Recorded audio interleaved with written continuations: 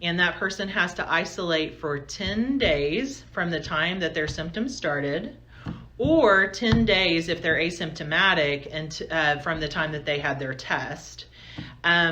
Throughout that whole time, they isolate, they're away from others, they reduce any type of contact with anyone, and if they absolutely have to have any contact with anyone, they must wear a mask. But that is also discouraged, that they just, isolate. They stay away from others. So that's the isolation frame. They can be removed from isolation after that 10 days, and they have to be fever-free for 24 hours from that last date.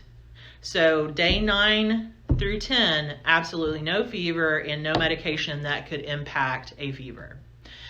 If an individual is asymptomatic when they're tested, and then 5 days after they're tested, they become symptomatic, then they have to isolate from that date of when symptoms begin.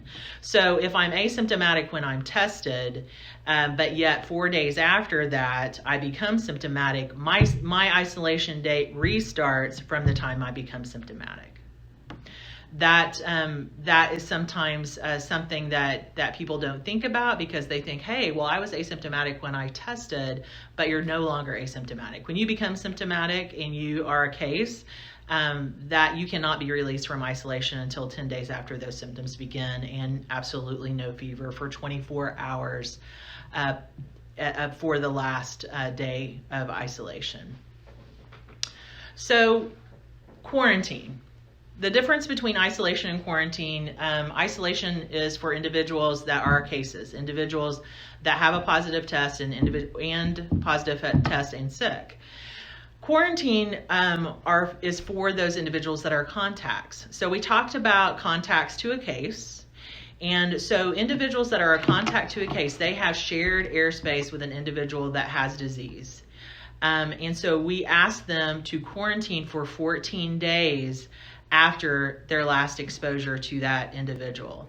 The reason we ask individuals to quarantine for 14 days is because of the incubation period. So I could have been exposed on the first of the month, and I can break down with disease anytime between 2 to 14 days after my exposure. Individuals can test at any point during that quarantine period. Really, after exposure to disease, the best time to get a test is between 5 and 10 days, and the real sweet spot as far as getting a test is around 7 days. So that is fine. We tell people, if you're going to test after you've been in contact to disease, really look at that time frame as far as when you're most likely to become positive. Regardless of what that test result is, the individual that's a contact to a case must continue to quarantine for 14 days. You can test every day from day 2 to day 14 in a quarantine, and it doesn't matter, you still need to quarantine. You do not get released from quarantine with negative tests. So that is a common misconception. We also talked about being released from isolation, that 10-day time frame.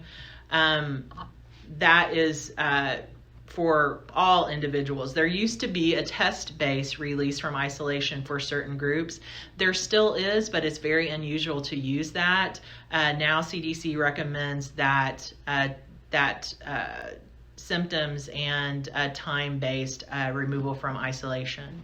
There is a population that is very high risk that CDC recommends a 20-day isolation period for those particular types of cases, and that individual will be notified of that by their physician and or by the public health official that does that case investigation.